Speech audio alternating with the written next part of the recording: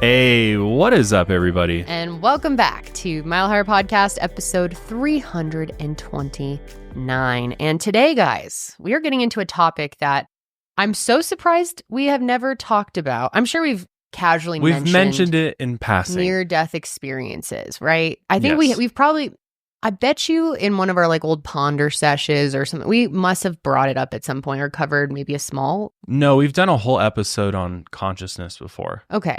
So we definitely mentioned and talked about it a bit. Well, this is a topic that I want to start covering more often. So I would love to hear from you guys if you're interested, because there's so many interesting stories. I would love to get someone on the show who has had a near-death experience and hear straight from them one day. That would be just the coolest ever. But yeah, today we're going to be talking about Dannion Brinkley and his near-death experience. Well, multiple.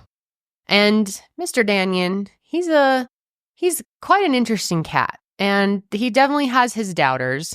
So we'll be going over all of that, but I'm super curious to see what all of you think of his story, because there's some really interesting concepts that are going to come up, regardless of some of the potential BS within this one. But yeah, I mean, his story is pretty fascinating, and he seems like a really good dude.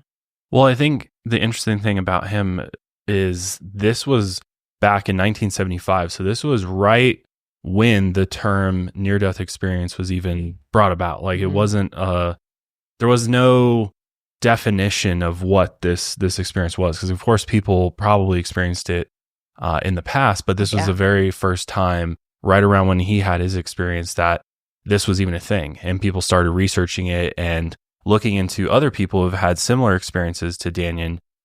His story is especially interesting because this dude gets struck by lightning. Twice. And subsequently has an NDE, but then he claims to have been struck by lightning twice. Yeah. And then has had a multitude of NDEs over his entire life. He's still alive as well, and still speaks at a lot of different conventions. And I would say, most people, especially people who tend to, look through the lens of science, will probably listen to this guy's story and just be like, it's a bunch of woo-woo, right? It's just... Or it's, something he experienced, but it has other explanations. Right. There's a more logical, scientific explanation to what's actually going on. But... no one really knows. No, consciousness as a whole is still a gigantic mystery, even to science. To be. But yeah, we're really excited to get into this one, and I would definitely love to hear from you all if you are interested in hearing more near-death experience stories, because yeah, this is something I've always really wanted to dive into. But yes, I'm your host, Kendall. I'm Josh. And we are joined by our amazing production crew, Janelle and Ian. Hey guys, excited for the new year. Yep. Yeah, this is our first recording in 2025. Yep. The one that you guys saw last week, we had recorded before break. And we are all feeling refreshed, ready for a new year. We've got a lot of exciting things planned. And I'm excited to jump into this one today. So shall we begin? Let's do it. So, you guys, throughout human history, we have, of course, attempted to answer several core questions about our existence, right? Everyone has their explanations, their curiosities, and we are all constantly looking for those answers to things like, where did we come from? What is our purpose? That's a big one. And perhaps most importantly, what happens when we die? And of course, people try to attempt to answer this central question through various means, whether that's their own personal explanation or if you're part of an organized religion, they point more to the ideal or the idea of a more structured afterlife. Right. Yes. Spirituality sort of more looks to reincarnation or concepts of karma and our past lives, things like that. And then science looks at electricity in our brains, projecting images in our last moments of consciousness. The latter is one of the theories behind the phenomenon known as a near-death experience, or NDE. However, it was only given this title by Dr. Raymond Moody in his 1975 book called Life After Life, in which he examined various contemporary cases of NDEs, and he's sort of known as the grandfather of the study of NDEs. He's still alive as well. I believe he's 80 years old now, and his background is he's not only a philosopher, but he's a psychiatrist. physician and author, of course. But Well, Raymond, if you're out there and you're listening, we would love to have you on the show. That'd be such an interesting conversation. To hear how this even came about. You know, how did he even get interested in this in the first place? I'm sure he has so many stories from everyone he's talked to over the years. Fascinating. Now, while there are numerous scientific interpretations of the NDE, Dr. Moody noticed that there were multiple themes, images, and, quote, journeys that those who have experienced an NDE share, despite occurring at different times in different places and to different people. And those who have experienced NDEs report walking towards a light. A lot of them talk about a tunnel with light at the end of the tunnel. Also, meeting strange beings, which is also something we hear a lot in, DMT trips, ayahuasca, drug trips in general, right? Also undergoing a process known as the Panoramic Life Review, which to me is one of the most interesting elements that people talk about during NDEs. It's kind of that whole life flash before your eyes. And that's actually where that concept came from, the name, my life flashed before me. It's really funny too. My sister, when she was a kid, she fell into a pool and she was only in there for a couple seconds. And one of our neighbors jumped in and saved her. But she was 5 years old and she said, my life flashed before my eyes. I'll never forget that. That's also just a figure of speech, people. I know, but she was 5. Yeah. Well, my sister's kind of an old soul. She was always saying old sayings like that. And I was like, you probably just saw the pool light, dude. But yeah, anyway. But yeah, this panoramic life review concept is where a person experiencing the NDE is shown their life up until the point where they were clinically dead. And many of them talk about seeing pretty much their entire life played out within seconds. And in great detail. And literally reliving, feeling the emotions. Yeah. Depending on what you did in your life. And I think this concept, I find it very interesting because it does, if this indeed happens after we die, I think it tells us that it matters how we treat others in this life. And the impact that we have on others is critical, because depending on which path you choose in the afterlife, you're going to relive that in some way, shape, or form during this life review in whatever form it takes. But I think, and that's one of the most common themes among NDE experiencers, is that what you do here does matter. Because, I think when going back to the question of what is our purpose here, I think for some it can be easy to be like, well, we're just these, meat machines walking around the planet aimlessly. We evolved and, we're just trying to we're still very primal, right? But this lends to, we are actually more advanced beings. And we transcend our physical bodies, that it's not just about the physical reality, but it's also the spiritual reality. And I think that's really interesting, and helps provide that meaning in your life. Sorry, not to get too philosophical, but no, I love it. It makes you, when you have that in the back of your head, I feel like you go through your day maybe differently. You might think twice about the interactions you have with other people. Yeah. Any video that I've seen of someone talking about their NDE, oftentimes they bring up, the way that you treat people is one of the most crucial things. But also I've heard a lot of them say the point of your life here is to enjoy yourself and to have fun and to not take it too seriously. Don't get hung up on some of the day-to-day stuff and look at the bigger picture. But our, interactions with people, as simple as just a kind smile at a stranger, means more than I think we realize. Yeah, and I think that you'll relive every single one of those moments is really profound. I don't know. Yeah. I don't know. It makes you think twice. Yeah, it definitely does. I always find these NDE stories so comforting too. Gives me a little peace of mind. Although we are going to talk about negative NDEs as well, but we'll get to that.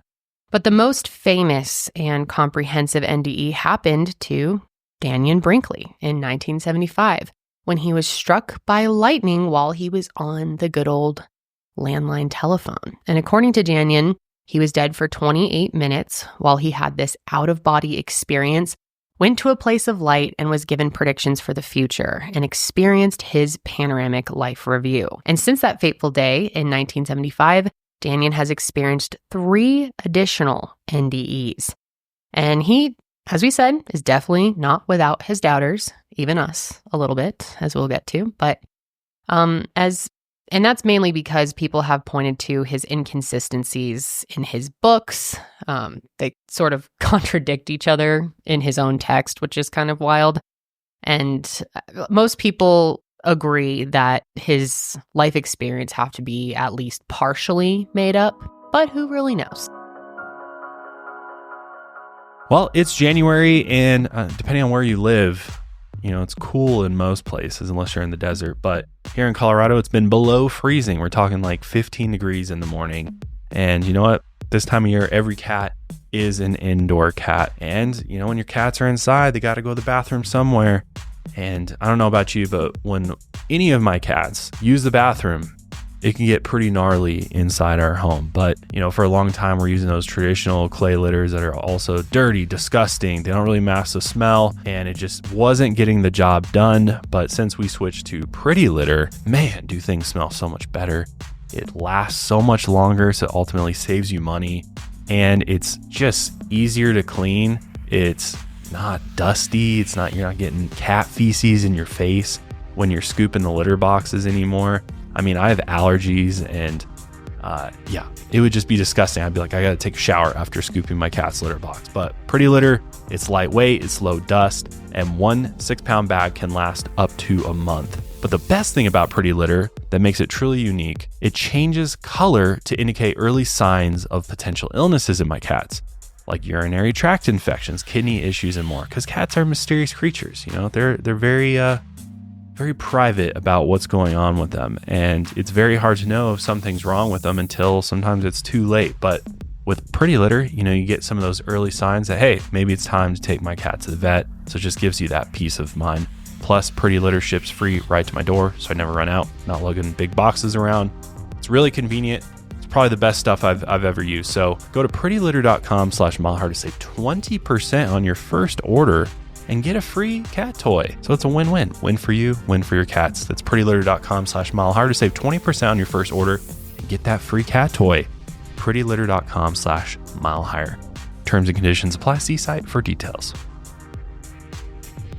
So we're going to be looking at Dannion's life, his NDEs, and comparing them with other similar cases, as well as looking at other claims to answer the question, what happens after we die? Question that I ask myself every day. It's weird. I never really feel like I care to know. It doesn't bother me wondering. Yeah, and I think, and I know we've talked about this before, but probably just repeating it myself, comes back to programming. Depends on how you're programmed. Yeah. And I think when you are taught a certain viewpoint on the afterlife, especially throughout your those formative years of your childhood, and it's something you deeply believe in, and then maybe you realize, maybe that's not it. Maybe there's other alternatives. I think you're already kind of pre-wired to want to find some other explanation for things. And I think that's why I'm so curious in these topics, because I'm looking for answers. And I've come to a realization that I'm probably never going to find the true answer until I experience it myself. But we're not meant to. I really believe we are not supposed to know. It is part of the human experience to wonder. I think that's an interesting viewpoint, although I think there's other reasons for why maybe it is possible, yet we just haven't evolved our consciousness to the point that we are able to perceive it yet. We're not able to know because we're just not smart enough to know. I just feel that if we knew what was going to happen next, it would kind of ruin that mystery. And part of our soul's development is to question things and try to come up with our own explanation or accept the idea of not knowing at all. But I was going to say there's some people that feel very sure of what happens next. Yeah, Right. but they don't know. Nobody knows. And that's one thing I want to point out too. Even with people who have NDEs, they didn't actually die. They experienced an NDE potentially, but there's no recollection, no explanation for anyone who has actually died. to come back and tell their story, right? So all we have is, you know, these NDEs to kind of go off of. And then, of course, people do have their own beliefs. Janelle, I'm curious because I know we've talked about so many times, like you do have some serious like existential dread, and you know, it's not funny. I mean, it's really hard. A lot of people really relate to you on that, and I know people really appreciate when you speak about this. And I'm curious, I know you're really fearful of the afterlife or of passing. Yeah. But do you spend a lot of time wondering what will happen or thinking about what will happen? Yes. More so like, do we go into the ground and the lights turn off? Or is there an afterlife? Do we reincarnate and come back? Will I ever see my loved ones again? Will I ever connect with their souls again and like maybe in a different way? Or do we just go completely different? I never, you know, cross paths with them again. That type of stuff crosses my mind all the time. Do you wish you knew, or do you think that would make it worse? I think I would like to say I wish I knew if it was like warm and fuzzy. Like, yeah, if someone was like, oh okay. yeah, when your loved one dies, don't worry, you will be with them again. And I know that a lot of people actually believe that, and that's sometimes I'm jealous of people who like really feel that. But if it's not warm and fuzzy, then I don't want to know. So I think I'm better off not knowing. What if you doesn't exist, but we're all the same thing? We're all part of the same. Like we're all just part of like we're the all universe one. Or something. Yeah, universal oneness. Yeah, I mean, there's nothing that I am like, I 100% don't believe in that, except for I do not believe in the like traditional sense of heaven and hell. Same. I really, for me personally, do not believe specifically in hell that someone's just gonna like burn forever. But like anything else, there is nothing that I'm like, no, that doesn't make sense to me, because I just don't know. Yeah. And yeah, I mean, maybe we are all connected as one. I think that's part of the reason why I can't say I don't fear death. Of course, I want to live a long life. And I think I'm more afraid of other people I love dying while I'm still here to witness it. And I like want to experience as much of my life and see as much of my child's life as I can. But I don't have any fear, or like, I don't really spend much time thinking about the afterlife because I'm so confident that it's nothing bad. And even if it is nothing, that doesn't scare me either. That really bothers me. Really? Like the thought of just like, lights out, you're in the ground. I'm like, so what was the point of all of this for? And I think more than anything, it scares me because it's the finality of it. So like if a loved one dies and that's how it is, that's it. You know, there is no continuing on. There is no potentially seeing them again or our souls connecting. And if you really are just in the ground, then that whole thing, in my opinion, it like basically negates the idea of having a soul. Yeah. Well, and totally. It doesn't right. exist. That's why I just really personally, that I can't, I don't know. I don't relate to it. I don't think that's what happens, but you're no different than a rock. Exactly. And that bothers me because I'm like, ant. We feel humans, and I think just creatures in general, have this depth to them of emotions and love and pain and whatever. Is it just all for nothing? Is it really just happens chance that we're born, live this life, have these emotions, and then one day that's it? I don't know. I mean, I really obviously don't know, but I feel so confident in my soul that that's not the case. I think life is way too perfect. There's so much meaning to be had that I don't think it just ends. I think you transition to something else in some way, or your soul carries on or goes back into a larger system. You're spit out as something else, and something like that. I also tend, I think, to believe, I would say I believe that more than just going in the ground and lights out, but I wish I was more confident in that. But I play the what if game constantly, but I do that with my entire life. Is like, what if? So many people do. It's right, so common. Exactly. And at the end of the day, like obsessing over that thought of like, what if I'll never get closer to that answer. You know, no one will. So unless you have an NDE. That's true. But at the end of the day, like, I think that's the challenge of life, is just letting go. And in every facet of your life is like, obsessing over something and trying to find the answer, trying to make sense of something is really only like making you suffer more. Yep. Completely agree. Like, what's that one quote? I literally read it last night. Hold on, let me pull it up. It's, he who fears that he will suffer is already suffering what he fears. Yes. I was like, well, shit. And that's why I have a lot of, and I do not mean this in an offensive way at all, but I really feel for people, and they could be right as well, that truly believe in hell or some sort of hell where they are not, maybe afraid for themselves experiencing that, but are afraid when, or have to experience when a loved one passes, the idea of them suffering for eternity. I cannot imagine what that would be like, having to really deal with those fears. Oh, yeah, absolutely. Oh, my God. I feel horrible for people who, you know, are living their life in fear every day of, if I do this, will I burn in hell and suffer forever? I'm so grateful that I really don't subscribe to that at all. But I know that's a real struggle for a lot of people, and it's horrible. I feel for them. I've seen it firsthand with people in our lives, and it's just terrible to watch. But I know people also get a lot of good out of their religion as well. So no hate. It's just, you know, that's my sympathetic take towards people who have to feel those feelings. But Ian, I want to hear from you. What do you think? What's your take on some of this? Do you have fears of death, or do you have thoughts? Well, me and my boys are working on the answer. Oh, really? You and the boys? Me and the boys. We will have it for you shortly. Okay, who are the boys? The guys in the office? It's Austin and some of the other guys. And the ancient Egyptians were right about everything. That's just what happens. I can get behind that. That's just what happens. I can get behind that. No, I don't have. I don't really have any fears. Mainly because I think more like you do, where I'm like, it's impossible to know, so I don't want to obsess about knowing. Yeah.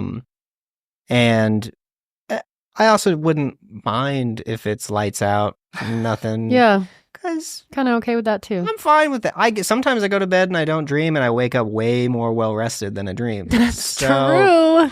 Get the best rest ever. Yeah. So I don't know.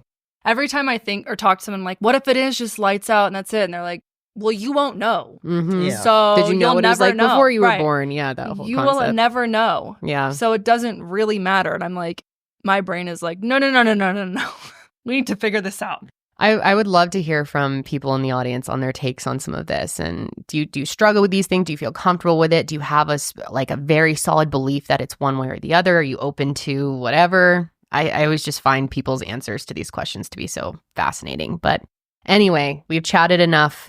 Let's get into the life of Dannion Brinkley. I did want to add one clarification to your comment about that people who experience NDEs are not actually dead, because technically they've experienced, they were clinically dead.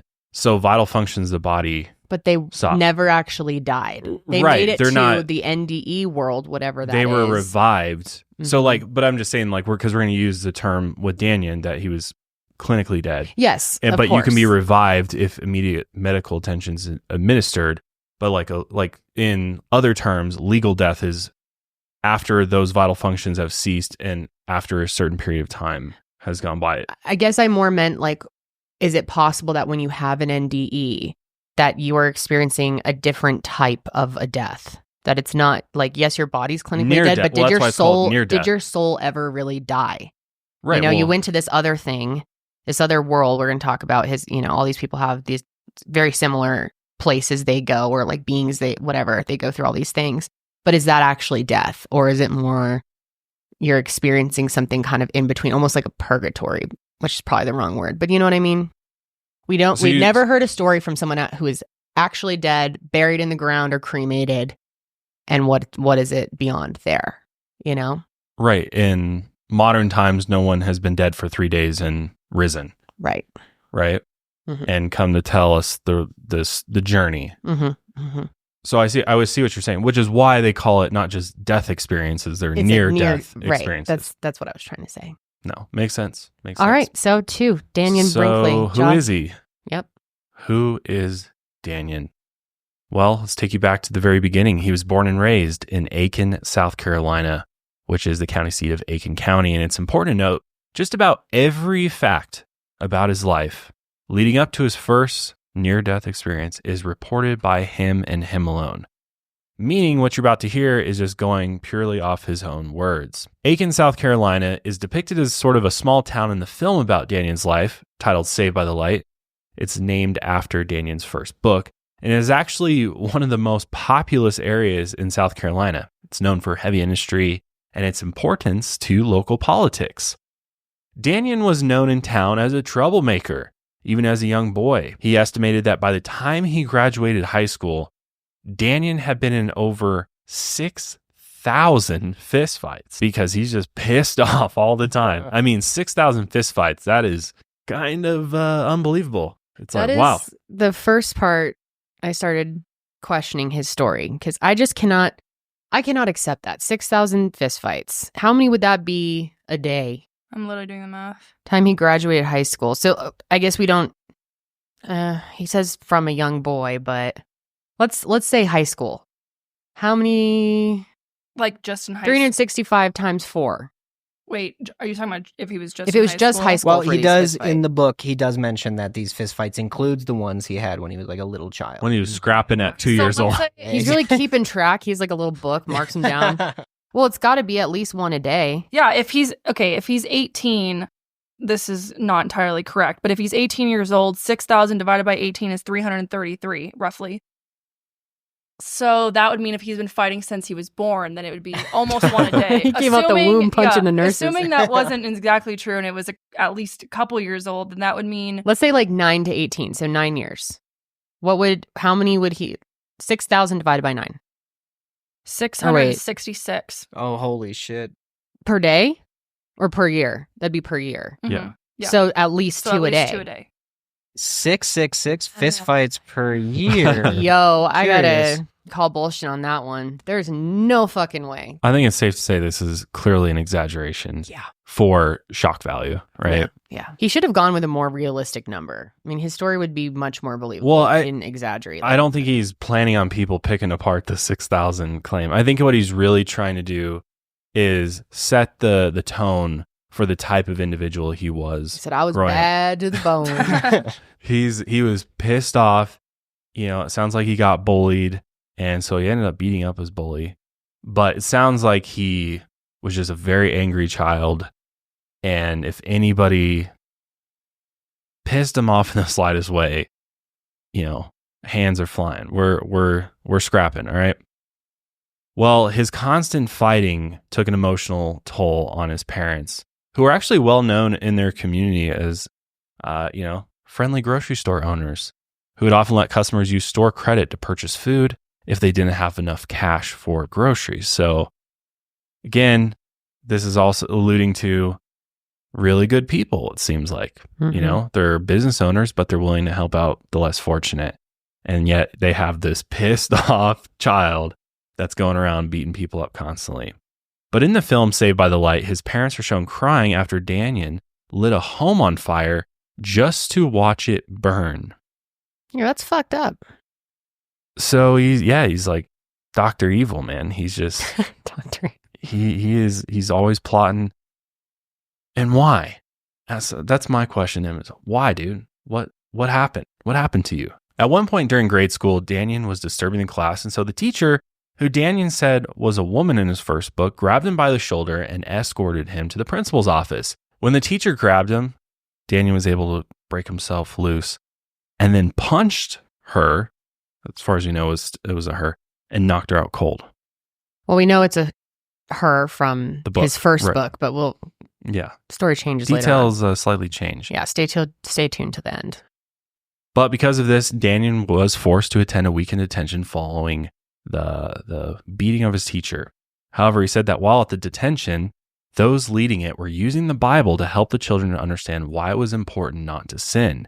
And instead of talking about the severity of his actions, they told Dannion that sin originated with Adam and Eve, and that it was of utmost importance that he not sin as they did. Very interesting. Dannion thought to himself, why is this my fault? And thought the whole process was bullshit. By Dannion's own admission, he spent the early part of his life as, quote, a mean, selfish bully, which did not end after he left Aiken. He joined the U.S. Marines after he graduated high school and, according to him, was deployed to Cambodia and Laos during the Vietnam War as a member of an observation unit that worked behind enemy lines. Dannion was the trigger man, meaning other unit members would spot the target and then Dannion would just pull the trigger. He also recounted that he assassinated at least 2 high-ranking officials, a military colonel and also a member of the government, although he doesn't mention which government, which is interesting. He also says that he did not feel sympathy at all for his targets, and that this was just an extension of his need for violence to prove that he could overpower anybody who stood in his way. And according to him, after his special operations missions during the war, he was flown around the world for a while to train other soldiers for their own guerrilla armies. However, Dannion retired from the military in the early 70s and returned to his hometown of Aiken to live with his young wife, Sandy. Still, Dannion did not give up his violent nature once he returned home. According to Saved by the Light, Dannion worked at his parents' grocery store and looked for any reason to fight.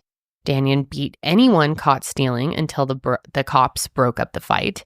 And while Dannion's parents were known for being generous, as we mentioned earlier, to the less fortunate, Dannion, not so much. In Saved by the Light, Dannion was sent to deliver groceries to an old folks' home. And when the home only had enough money to pay for half of the total price, which was fine when it was just his parents running the store, Dannion only let them have half their order. Pretty brutal. In September of 1975, Dannion took a trip to South America and returned only a few days before the 17th when a lightning storm would change his life forever. Before we get into his experience, it's important to note that his version of events has changed between the various books and interviews he's put out in the years since.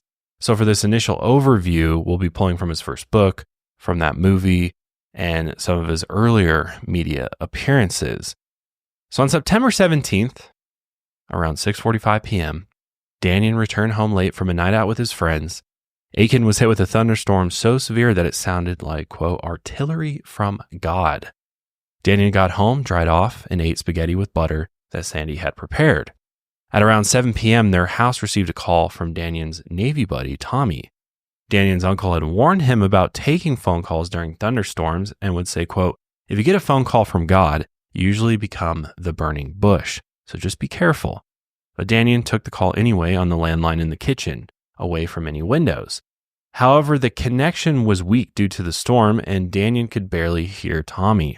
He told Tommy to hang on for a second, and he went into his bedroom to take the phone call, which just happened to be next to a large window. And within moments of Dannion taking the call in the other room, Dannion described it felt like, quote, a freight train coming through my ear at the speed of light. At 7:05 p.m., a lightning bolt had struck his house, traveled through the phone line, and hit Dannion in the head. The force of the strike pushed Dannion to the ceiling and suspended him in the air for a moment before he came crashing down to the bed. Dannion's shoes, still in the same place he had been standing, were welded to the nails in the floorboard. Sandy said from the other room, quote, that was a close one. How about holy shit? Yeah, I mean, she hadn't walked in yet.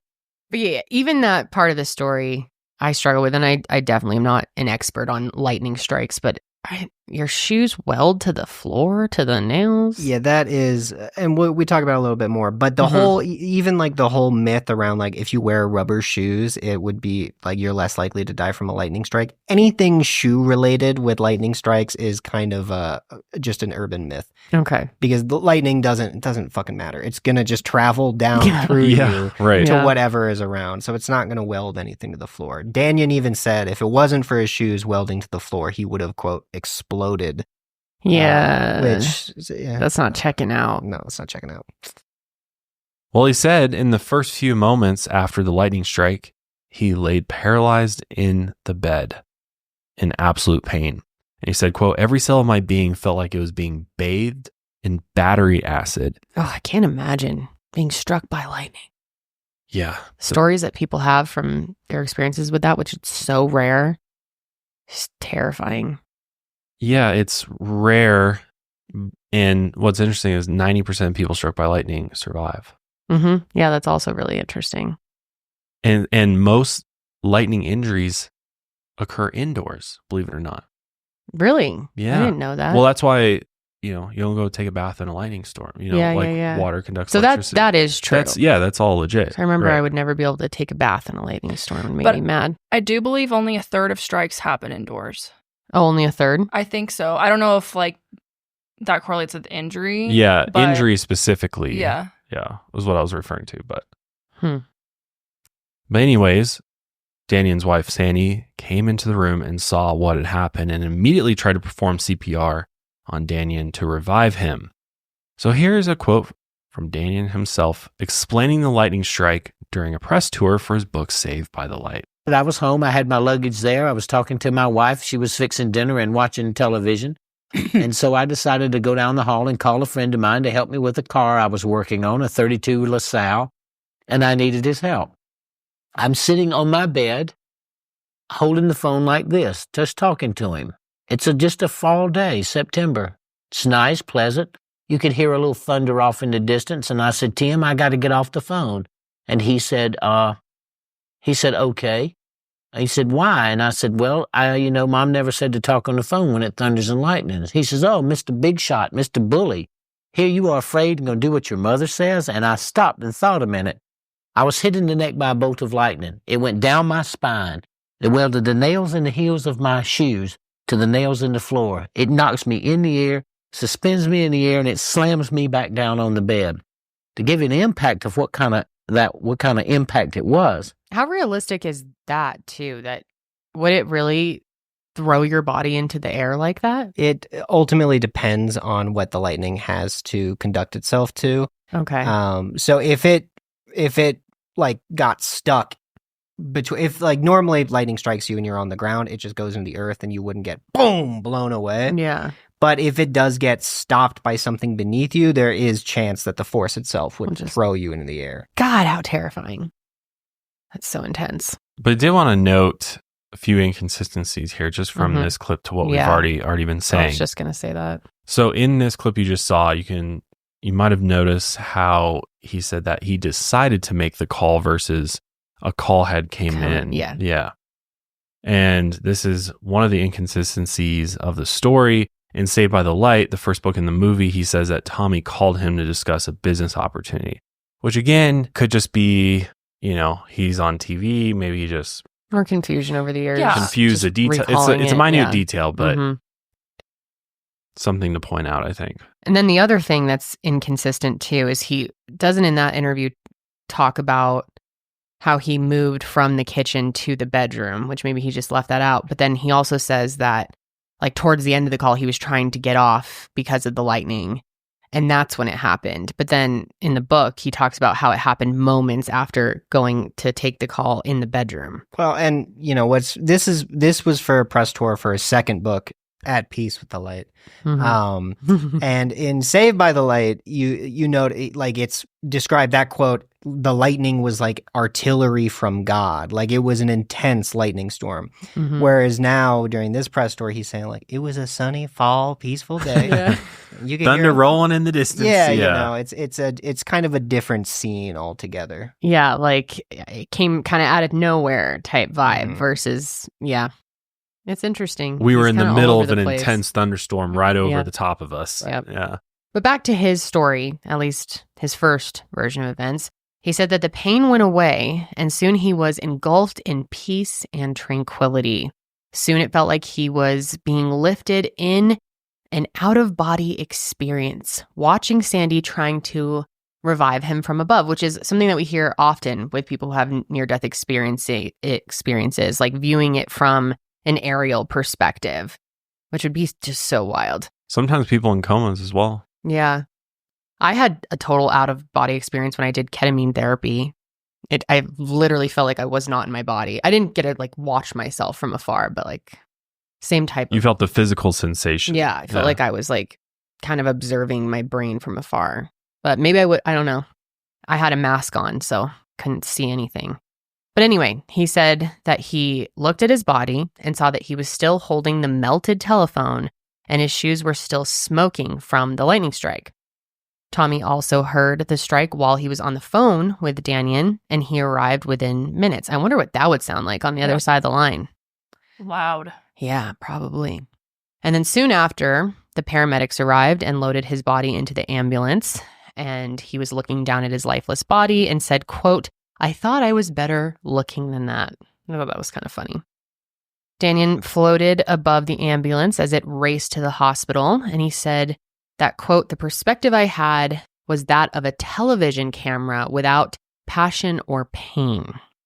And one thing he also talked about in one of his interviews, I can't remember which one exactly, but he talked about how he didn't really have any concern. Like, as he was watching himself, he didn't really think much about what the doctors were doing or what he was experiencing, but he was more fascinated in all the little gadgets and stuff in this higher tech ambulance at the time. It was like a new truck style ambulance. And he was just like really interested in what was going on there, which, yeah, no passion or pain. So he was just observing the experience.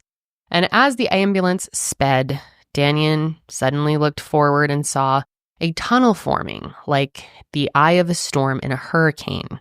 And as he floated towards the tunnel, he saw a light at its center. And though the light was, quote, brighter than the sun, Dannion said it didn't hurt or blind him, but was soothing for his eyes. Dannion ran into the tunnel, closer and closer into the light, until everything around him was blanketed in this soothing brightness. And for a moment, he was all alone.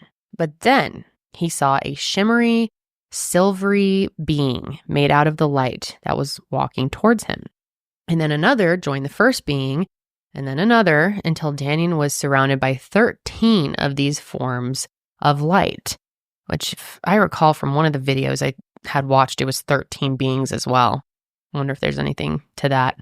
Although I did see one where it was 5, so who really knows. But the first one apparently approached Dannion and embraced him, and once again, Dannion was engulfed by the light. But now things changed. He began to see images of his hometown and his childhood, and he relived every moment of his life. But it wasn't just his life that he watched. Dannion saw everybody that he had hurt during his violent life. He relived all 6,000 of those fistfights that he had gotten into as a kid. He watched as he pushed a young boy in crutches, as he burned that house down, as he punched the teacher, and he suddenly felt all the grief that he had caused his parents through his own actions. Then he watched himself serving in the military. He even saw his squad mate identify the colonel, and he watched himself pull the trigger. He saw the assassination of the government official as well, and suddenly he was overwhelmed with pain and sadness. And this was the emotions that this, particular person he assassinates parents were feeling, according to him. When Dannion got to the end of his life review, he heard the light being say, quote, "Who you are is a difference that God makes, and that difference is love." Suddenly, Dannion was floating across the entire world. He saw his hometown, he saw the earth turn, and most notably, the ancient city of Machu Picchu, with which he immediately felt a spiritual connection. Suddenly, Dannion was no longer floating above this world, but he had entered a new one. He looked around and saw a crystal city shimmering with the same comforting light that had engulfed him.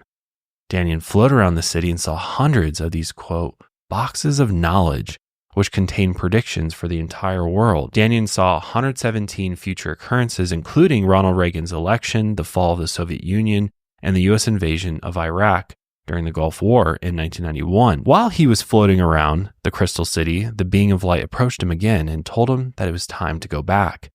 Dannion said he wasn't ready to go, but still he began floating back down to Earth, back to the hospital where his body was, and returned to his body. Dannion could not move, but knew his face was covered with a sheet, and he began breathing into the sheet. Tommy, Dannion's Navy buddy, saw the sheet moving from his breath and immediately grabbed the hospital staff. Although Dannion had relived his life and saw the future, Dannion had only been dead for 28 minutes.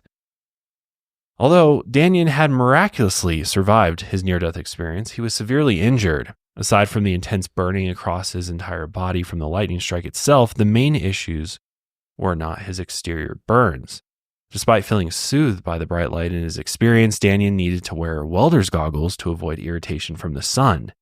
And he was completely paralyzed for 6 days, partially paralyzed for 7 months, and took 2 years to relearn how to walk, talk, and feed himself.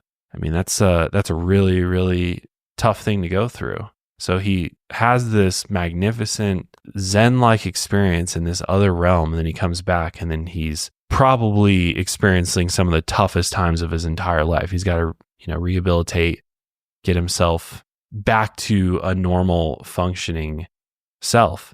But I couldn't imagine that was easy by any means. Dannion spent the first few years of his recovery obsessed with his vision.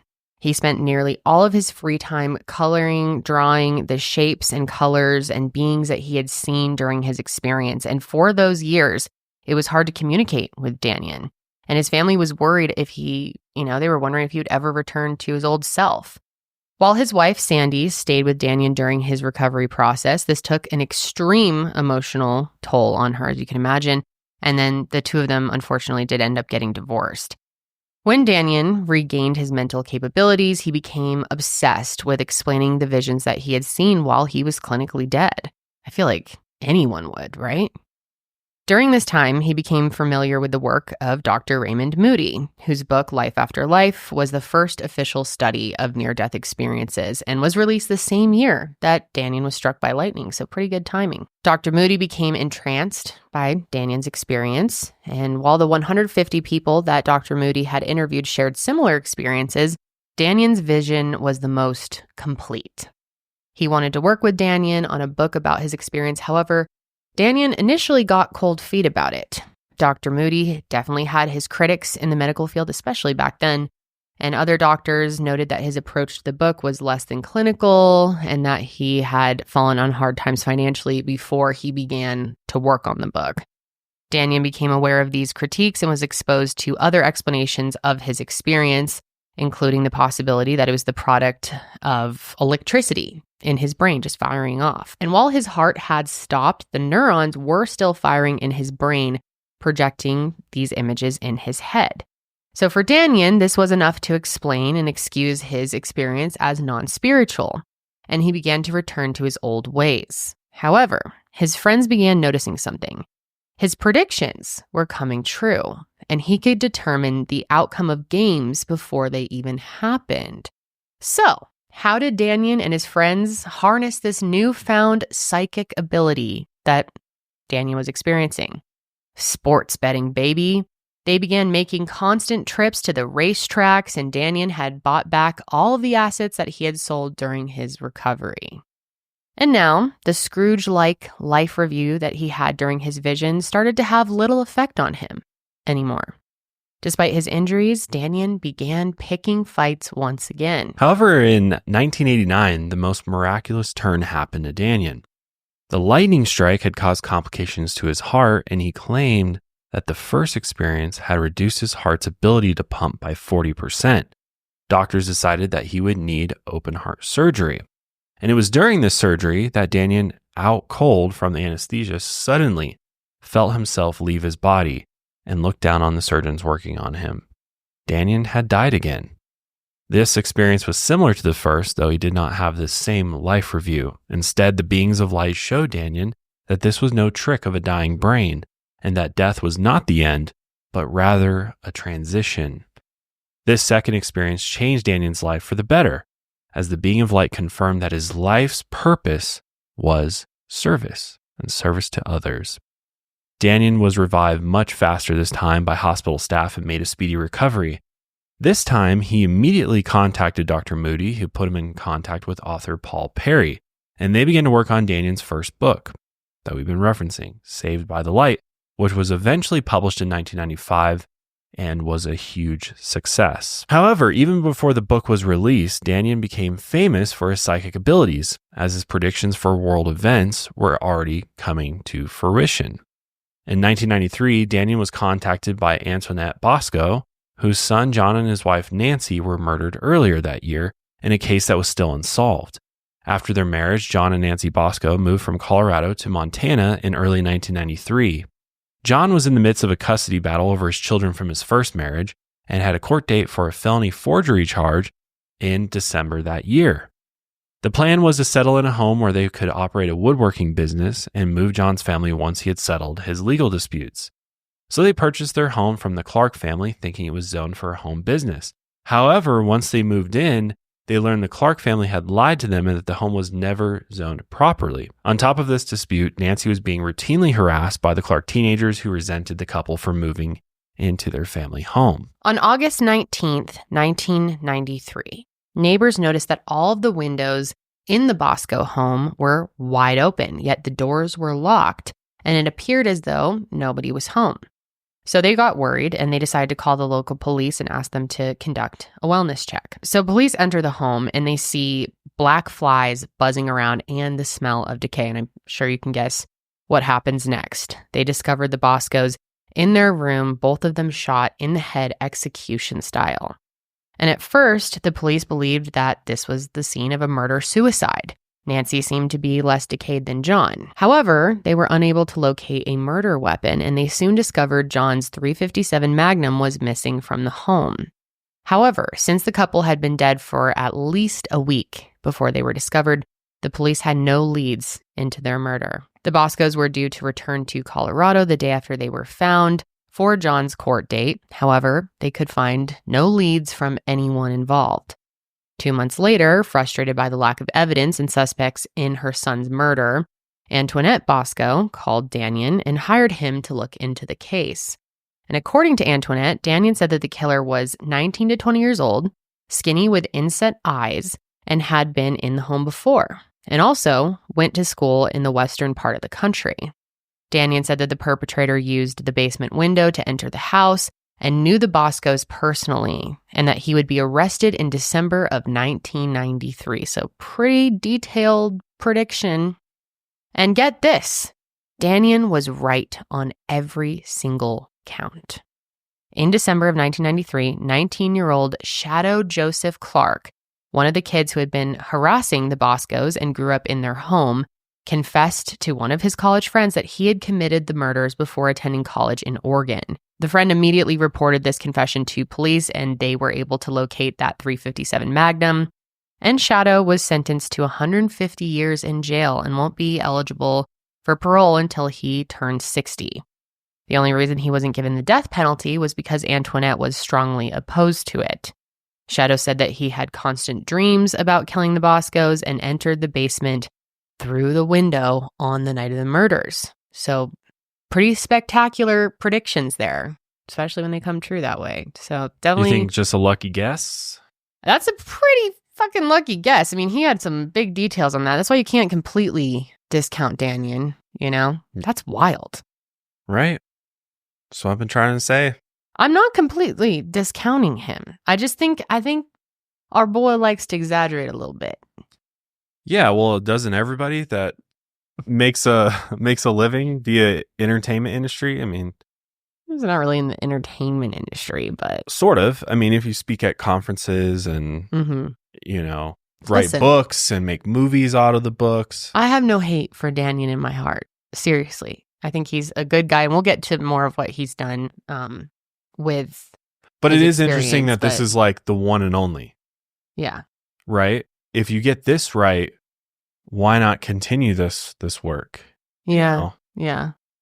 That is kind of interesting. Or maybe he did and didn't pan out. I mean, it's a question mark, but I think it's also, we don't know the information that Antoinette gave him. That's the other thing is like, maybe she told him like, oh, well, the Clarks have, a 19-year-old, like da-da-da-da-da. And then as we There's know this with guy. Yeah, like other psychics. Like, yes, he definitely, I can't sit here and say like, oh, he just was able to map it all out. Like, no, there's some very specific stuff. But Specifically the arrested in December. Yeah, thing. that's I mean, crazy. that's pretty crazy. Yeah. Yeah. So, you definitely can't discount him. But I think as far as like him guessing that it was one of the Clark kids, if he would have known that they were harassing and then knowing that there was one attending college in Oregon, like, he could take it from there. But you still can't explain everything that he was able to correctly guess. Right. Yeah.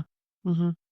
Well, following these correct predictions, Dannion was thrown more into the limelight because Unsolved Mysteries, Robert Stack, baby, covered his work in the Bosco case and even did a segment of his own story in which they tested his psychic abilities with Dr. Roll. And that episode is available on YouTube if you want to check it out. It is.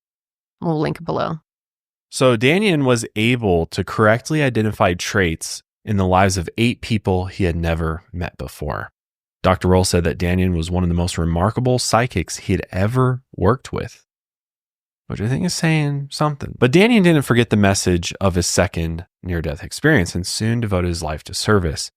Through his foundation, the Twilight Brigade, Dannion developed a training program for hospice volunteers working with U.S. veterans and has personally spent 34,000 hours in hospice service, comforting over 2,000 people as they passed away.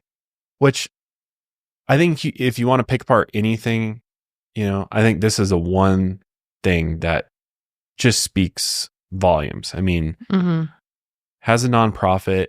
He has personally spent that much time with so many people in their final moments. I think is really, really cool. It says a lot about him. Well, we were kind of debating this earlier off camera and like whether that's ethical or not, since, he's kind of telling these people as fact, here's what's going to happen.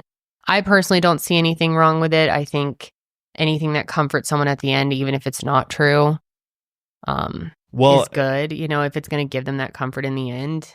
Are they really going to, when they get there, be like, damn you, Dannion, this is nothing like you said? True, but my argument for this is that how is Dannion at this point any different than a priest, a pastor, any other spiritual leader, right? Well, and in that case, at least he's not telling people, you might be burning in hell for eternity. At least he's giving them something positive, not trying to scare anybody or like sell them anything. Right. You need salvation. Yeah. You need to donate ASAP. to me and then you'll, where's your teething, whatever. And then you can get in, get your ticket. Where's your teething? Is that what you're saying? Tithing? Tithing. Thank you. Which he was just doing it to like genuinely. Yeah. And I mean, not to say that any of these other people wouldn't be able to provide comfort no, of at course the end not, yeah. for anybody. Right. Definitely. Because, it's all dependent upon personal beliefs. And I assume he's not just like going around to everybody like, hi, I'm Dannion. Can I speak to you about what happens when you die?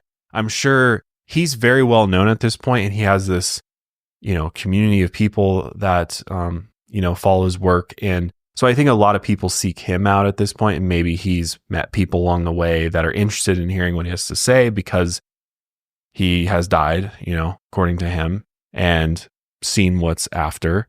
And so I don't see how that's any different than somebody who reads a religious text and is like, well, according to the text, it says this is what you can expect. Yeah, I don't see, you die. Even if it is false hope and it's not true, I don't see anything wrong with giving people hope or comfort at the end of their lives, especially veterans. Janelle, you had like some thoughts on that though, that don't fully agree with that, or I don't know. I go back and forth. I think it's a little different because, like you said, Kendall, he's not really like selling anything or saying that like you need to follow these specific set of rules or you need to, subscribe to this specific church or this specific book or, versus I think a lot of religions are very much like you have to follow these things in order to get into heaven. But at the end of the day, I just said early at the beginning of the episode that I'm somewhat jealous of people who have that strong emotional and like spiritual connection to a specific religion because it seems as though it could be more comforting and not necessarily easier, but just maybe easier to accept someone's, passing because they feel so strongly that there's another afterlife. Mm-hmm. Yeah, I just went through this with my own family when my grandfather passed a couple months ago. My mother's deeply religious, and I went to visit my grandfather in hospice before he passed, and my mom was like evangelizing to my grandfather as he's, very close to the end. I understand why she was doing it, and she did it to that fear. Yeah, because she lives with that fear. Because basically, a little backstory: my grandfather and my grandmother, my mom's parents, were very, very open-minded when it came to religion. Experienced a lot of different religions. Were very traveled the world. Yeah, they've traveled to 50 plus countries in their life. They've experienced a lot of different cultures. They were huge on reincarnation. Yeah, I would probably put them more in the sphere of Buddhism. Honestly, is based on my conversations with them. And I know that I had conversations with my grandmother about literally I would sit there and we would talk about what do you think's next? And my grandmother would share her opinions and, you know, belief in reincarnation. Then, but on their deathbed, my mom is basically kind of trying to convert them to Christianity, because my mom is absolutely convinced that that is the truth. And it's like coming from a good place. She's trying to save them. No, I know. And it's like, but it was hard to watch my mom do that in those final moments, because I know she's scared. She's fearful about where her parents are going to end up after they pass. And I don't know, that whole experience was very eye-opening for me and really reminded me why I don't subscribe to organized religion anymore, because it's just, there is a lot of it is based in fear. And I don't like that. I don't like to be feared into believing something, right?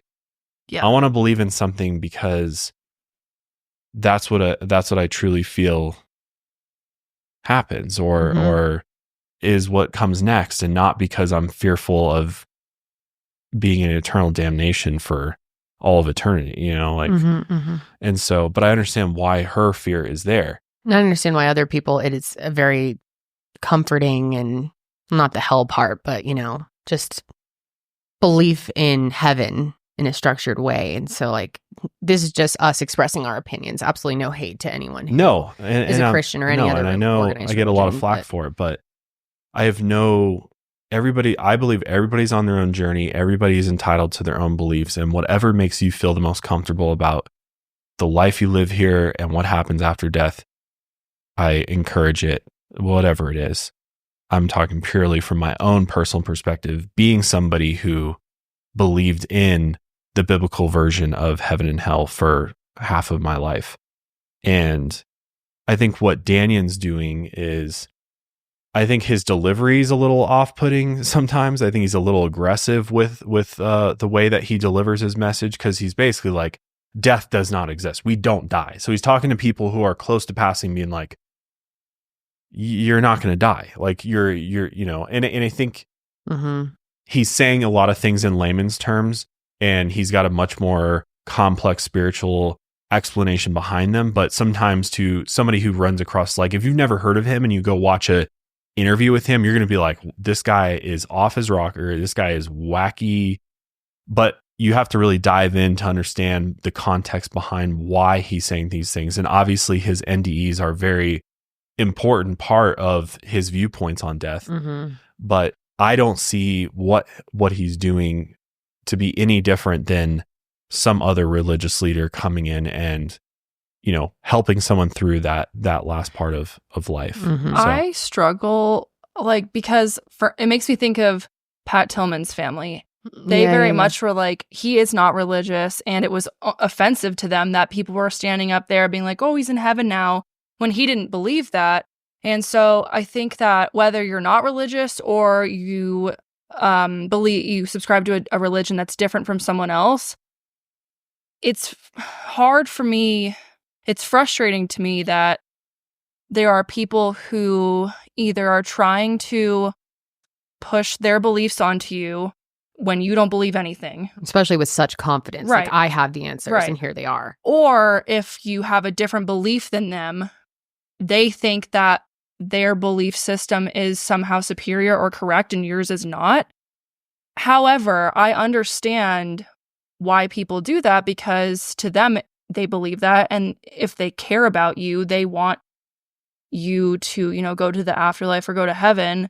And so I can understand why people feel called to try and persuade you into their own beliefs, because to them it's like, well, this is how you're gonna, you know, not suffer.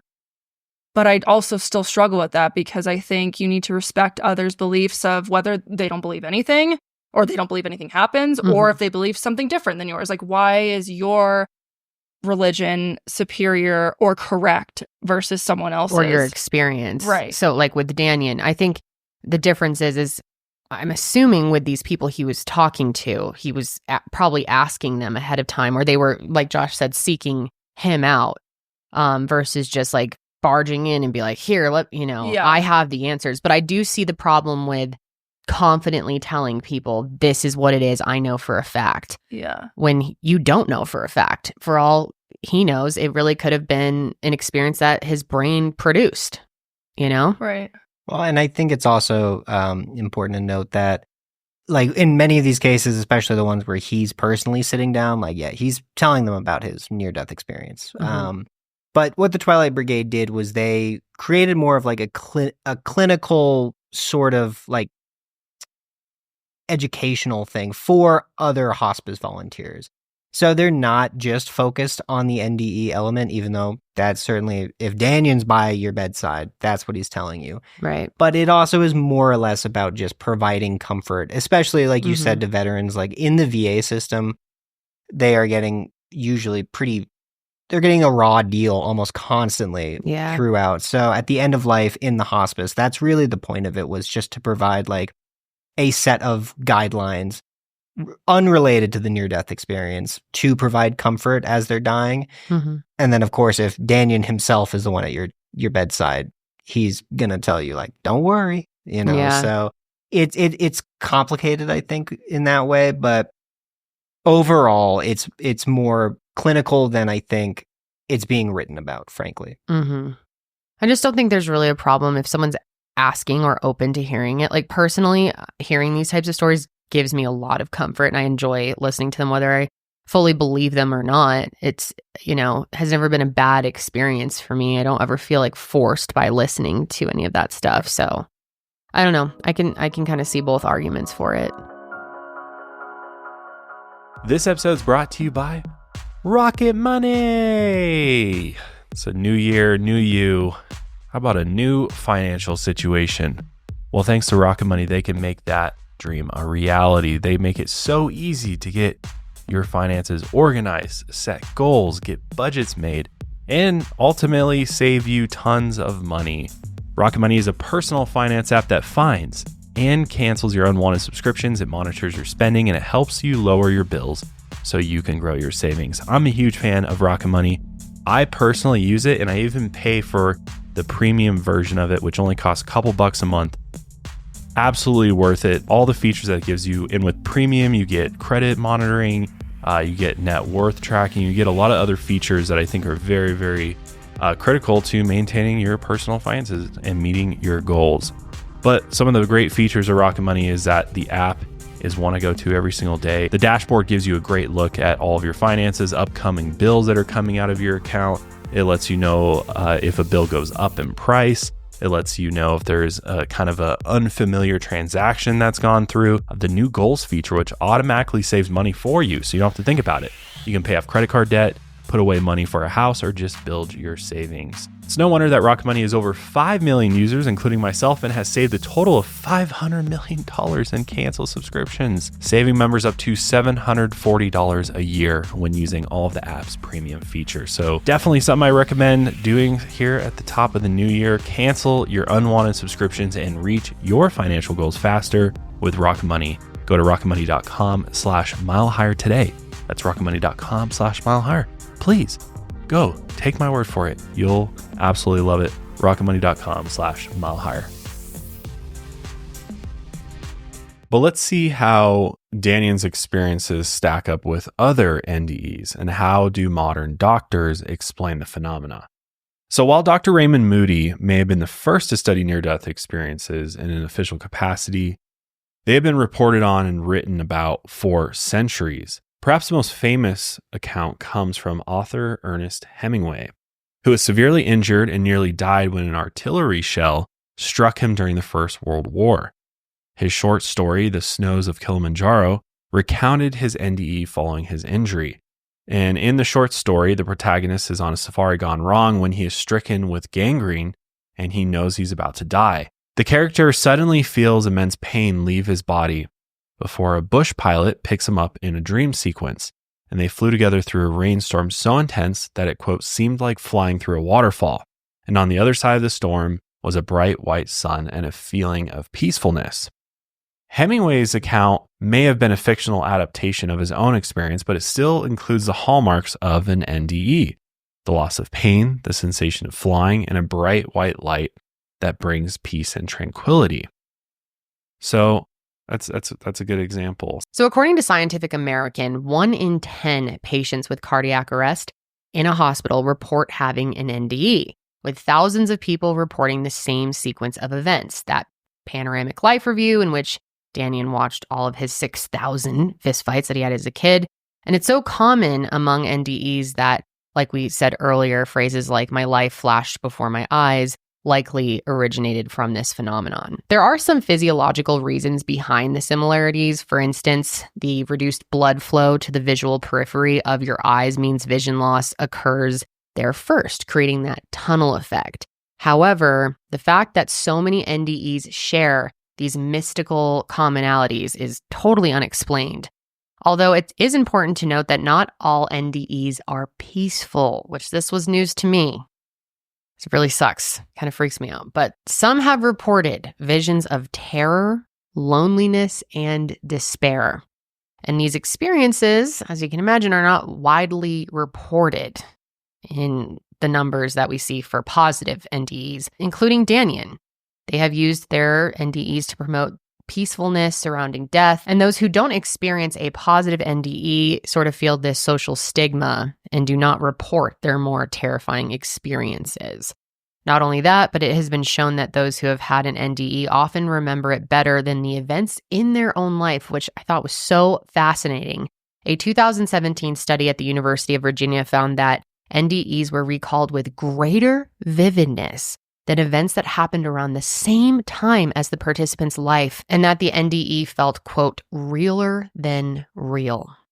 It is noted that the visuals seen during an NDE closely resemble visuals seen when one ingests mushrooms, LSD, DMT, or ayahuasca.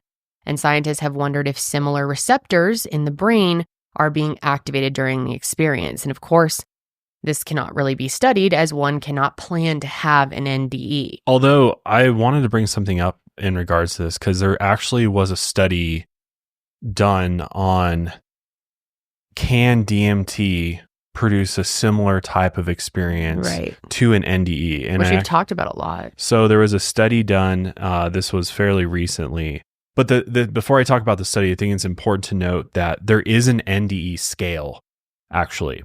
So Dr. Bruce Grayson created the near-death experience scale in 1983. The NDE scale is a 16-item questionnaire that is used to determine if a near-death event resulted in an NDE.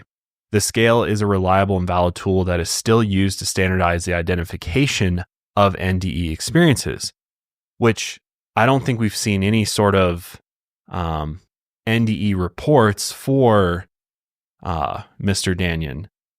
Or if he ever took them, if we even know. Because it's interesting that this was created in 1983. Obviously, he started having them in 1975, so this would have been going on around the same time. But this scale is interesting in relation to this study. So the study that was done, they basically it administered DMT through an IV. So when talking about the Grayson NDE scale, basically, a score of 7 or higher is typically considered to indicate a true NDE. This cutoff point is based on research findings where a score of 7 falls one standard deviation below the mean of individuals reporting NDEs. Obviously, they're very complex subjective experiences, but there are potential similarities between both subjective states, including the subjective feeling of transcending one's body and entering an alternative realm, perceiving and communicating with sentient entities, and themes related to death and dying. In this within subjects placebo-controlled study, we aim to test the similarities between the DMT state and NDEs by administering DMT and placebo to 13 healthy participants who then completed a validated and widely used measure of NDEs. Results revealed significant increases in phenomenological features associated with the NDE following the DMT administration compared to placebo. Also, we found significant relationships between the NDE scores and DMT-induced ego dissolution and mystical type experiences, as well as a significant association between NDE scores and baseline trait absorption and delusional ideation measured at baseline. Furthermore, we found a significant overlap in nearly all of the NDE features when comparing DMT-induced NDEs with a matched group of actual NDE experiencers. These results reveal a striking similarity between these states that warrants further investigation. So basically, they took data collected from other NDEs that have been used with this Grayson NDE scale, and then gave people DMT, had them fill out the Grayson NDE scale, and the results were very, very similar when it comes to the scores. Well, we do know that DMT or dimethyltryptamine is released in our brains when we die. Wrong. No, we don't. That is not a scientific fact. That is a kind of it's kind of a myth. Like, well, you've always told me that. I was You've been wrong. giving me wrong, because I've been saying that on this show forever. Yeah, because I heard it somewhere too. And that's why I've always been afraid to try DMT one day. No, that's not true. What? Let's bring the DMT pen in the studio now. Oh, Yeah. hell yeah. The DMT penniferinaniston. So yeah, a lot, like, it's just not been studied to the point, like, our bodies contain DMT, but the notion that DMT is released upon death, there's no scientific evidence to back that up. I have always wondered, how would they know that? Yeah. Right. There's no scientific. But it's produced in the brain, right? Or is everything I've ever known wrong? There have been hypotheses put forward that are speculative, that aren't based on like actual data, that suggests that DMT is produced in the human brain and is involved in certain psychological and neurological states. So really, so all of this really comes back to is Dr. Rick Strassman, who wrote the book The Spirit Molecule, which is all about dimethyltryptamine. And he's presenting these hypotheses of DMT is produced within the brain. It's the pineal gland. The cerebral spinal fluid, which basically like cushions the spaces in the brain and spine. Because a lot of people Spinal think, cord. there's that. And then a lot of people think the pineal gland actually is a producer of DMT as well. But that is just a prediction. That's just a hypothesis, not an actual, we don't know for sure. What's interesting though is that rats have been, they've done studies on rats, and they have found trace amounts of DMT detected in the pineal glands of rats, but not in the human pineal gland. I'm sure I'm saying that wrong. It's one of the other pronunciation. Pineal gland. I am interested, like, because a sample size of 13 is like not a lot, really pathetic. Dinky, so you can't really like gather a whole lot of evidence based on 13 people, but that is very interesting, and I would be curious if the results would change if there was a much larger sample size. I also think, like, again, like Kendall said, the issue with studying NDEs is that you can't really force someone to have an NDE in like a CAT scan. You know, we won't know exactly what parts of the brain are being activated during that experience, but that's why perhaps using DMT as an analog to try to identify how similar they are, that could lead us somewhere to a more clinical understanding of NDEs, as opposed to this like mythical, but maybe it is. Who knows? And what's interesting too is, a lot of people's, when they retell their experiences with DMT or ayahuasca, the experiences range so much. Some people have terrible experiences, and some people it's life-changing and eye-opening and just totally transformative and beautiful and peaceful and all these things. And that's very similar to what people who report on their NDEs have. I guess we don't get to hear much about the bad ones since people don't feel comfortable sharing, but we do know that they're not always positive. Well, like I was saying before, in the person I know who did ayahuasca, like they and another participant were looking at the exact same image. They both saw this box of light in front of them. And so it's like I've smoked weed before, but I wouldn't say I'm having the exact same experience as someone else. So I'm trying to understand, like, what is it that produces, specifically with ayahuasca or anything else that activates that part of your brain, what is it that creates that shared visual? And is that somehow related to NDEs? Because so many of those visuals are shared as well. Yeah. And it's interesting that people, it seems like regardless, I guess I can't speak for anyone, but for people who have done psychedelics, everything from acid, mushrooms, everything like that, their experiences are very vivid and you can remember them really well. Like I can recall every single one of my psychedelic experiences so clearly. I can picture them. I remember my thoughts. They're like so clear to me, even from like 10 years ago or close to 10 years ago. And that seems to be the case with these NDEs as well, as people are recalling them extremely vividly. So it seems to be very similar.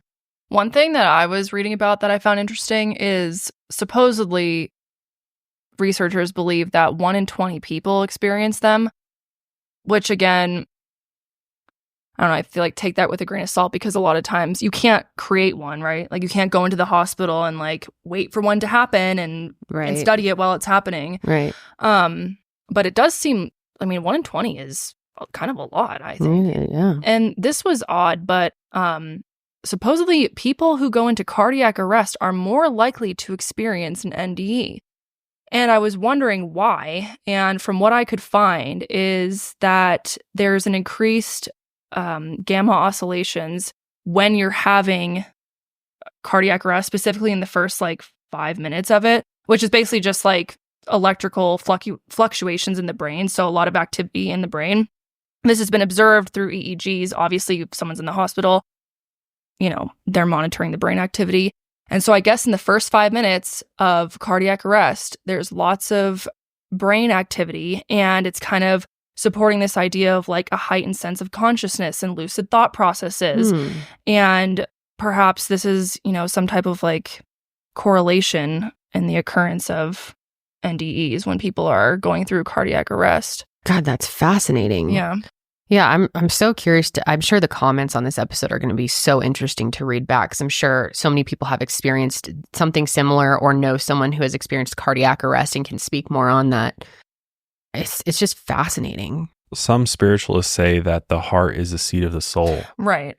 And so in that lens, it would make sense that if the heart is having issues and potentially, it's dying or shutting off, that you would experience some type of profound spiritual experience if we're thinking about it, from that angle. Mm-hmm. But again, it's there's no way to really measure that or confirm. Exactly. Yeah. But it's just it's all very interesting to think about. It is. And consider. Because again, we still don't know where does consciousness where is it produced from? Mm-hmm. Some theorize it's the brain, some theorize it's the heart actually. Or a combination of both, or it's the entire body. Your soul is spread throughout the entire body. I don't know. It's a fascinating thing. It's a mystery. Just don't know, and may never know unless AI figures it out. That's going to be the way we figure it all out. Oh, AI, God. One of the earliest personal writings of an NDE comes from the British Admiral Sir Francis Beaufort, who nearly drowned to death in 1791, and he wrote, quote, "A calm feeling of the most perfect tranquility succeeded the most tumultuous sensation, nor was I in any bodily pain. Every incident of my past life seemed to me to glance across my recollection in retrograde procession. The whole period of my existence seemed to be before me in kind of a panoramic view." And while it is impossible to accurately study an NDE to understand what is chemically happening in the brain, scientists have noticed similarities to those who suffer from temporal lobe epilepsy. Neurosurgeons have been able to induce the same feeling of ecstasy and peace by stimulating the insula within the brain's cortex. And exciting gray matter in other parts of the brain has led to out-of-body experiences in some patients. Still, while many have shared experiences during an NDE, such as the feeling of bliss, the light at the end of the tunnel, the life review, and out-of-body experiences, it is very rare for someone to have experienced all of those in one NDE, as in Dannion's case. This and other inconsistencies have led many to critique and analyze Dannion's descriptions, with some even claiming, flat out, dude is a liar. There have been many critiques of Dannion's story. For one, while it was previously reported that those who have had an NDE often report remembering it clearer than elements of their real life, Dannion's versions of the experience have changed with each new book he has written on the subject. For instance, the part of him floating across the world was absent in his first book, Saved by the Light, On top of that, he also changed certain elements when discussing his life leading up to the NDE. For instance, in Saved by the Light, he outlines how he punched a woman teacher when she tried to take him to the principal's office. In more recent interviews, he now says that the teacher was a man and he punched him as a response to having his shoulder grabbed, as opposing to punching a woman teacher. Maybe he punched multiple teachers and he's just getting his experiences crossed. That's not a bad point. I mean, if he got into 6,000 fistfights. Yeah, he's probably punched a few right? teachers. Yeah. And it's been a long time, too. Not making excuses. I definitely think he exaggerates or a bit. Public outrage was, dude, you punched a woman? Like, right. Oh, and yeah. He was like, he's like, let me that's not a good look. Actually, Listen, it was a man. You published this in a book. So at that point, you really got to stick to your story because you're going against your own source. Well, there's also some issues with his predictions. While the psychic abilities were accurate in the case of John and Nancy Bosco, his predictions about world events have come under scrutiny. For one, everything he named in Saved by the Light, the election of Ronald Reagan, the Gulf War, and the fall of the Soviet Union, all happened before the book's publication. Yeah, that's tough, man. To be fair, he did say that he wrote this far, far earlier. So he says. Well, he says and it just got published at that later date, but he had already made these predictions written down. They're there before they happen. But we have no proof of that. And he also says that his friends can back him up on all these things. And in the sports betting stuff, we have no like proof of any of that. So I don't know. It's definitely tough to believe that. And on top of that, plenty of his predictions just never came true at all. He said Russia's new leader would be named GUI or GUI or GRU.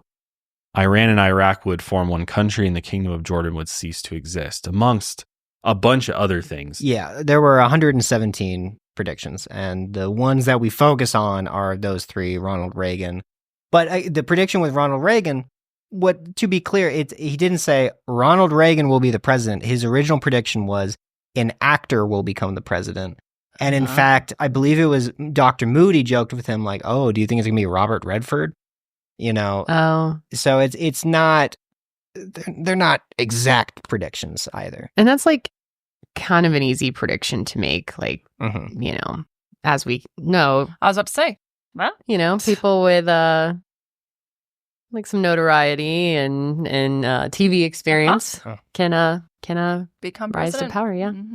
Well, one that he's kind of pulled out in recent years, again, all of these predictions are events he actually witnessed and saw happen during his NDEs through those boxes of knowledge, was he made a prediction back then about technology and a virus.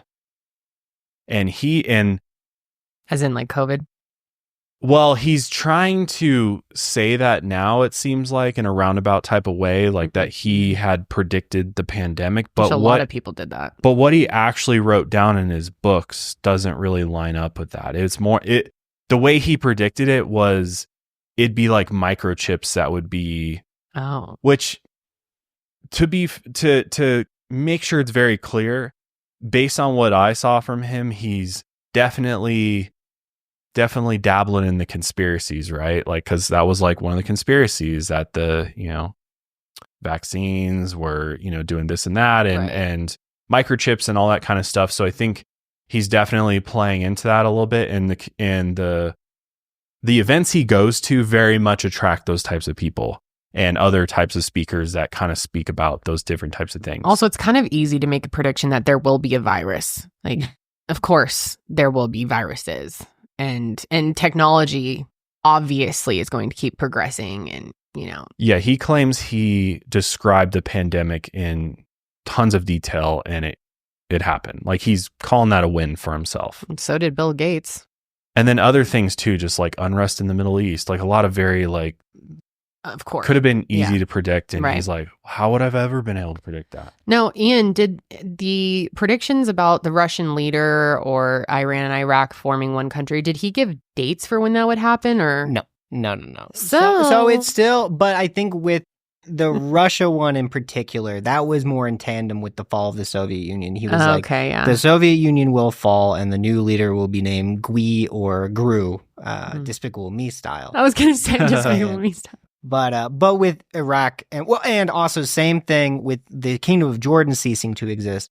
What's interesting about that was he said that King Hussein, who is the first king of the Hashemite Kingdom of Jordan, he said that he would die of, I believe he said, prostate cancer, and that's when the Kingdom of Jordan would cease to exist. Now, King Hussein died of I can't remember, a type of cancer, not prostate cancer. Okay. However, the crown prince just took over. So the Kingdom of Jordan still exists. King Hussein did die of a cancer, not prostate cancer, but the Kingdom of Jordan is still around to this day.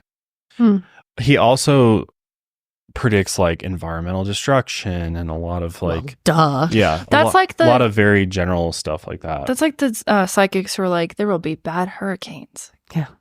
Fires. Also, there's a big issue when it comes to his military service, guys. This is a big one. So according to government records, while Dannion was in the Marines, he never left the United States. And that's according to record. But he has explained this, of course, by saying that since his unit was involved in special operations, there would not be official documentation. And I'm not an expert to be fair, in the military, but I think that is true to an extent. I really do. To an extent, yes. To an extent. Yeah. Yeah. I still don't know if I believe him, though. I don't know. It's also like really annoys me that he claims to have assassinated this government official, but never said who. But I guess if he really was in this that'd probably be classified. You wouldn't be able to see. I guess so. Yeah. Yeah. Mm-hmm.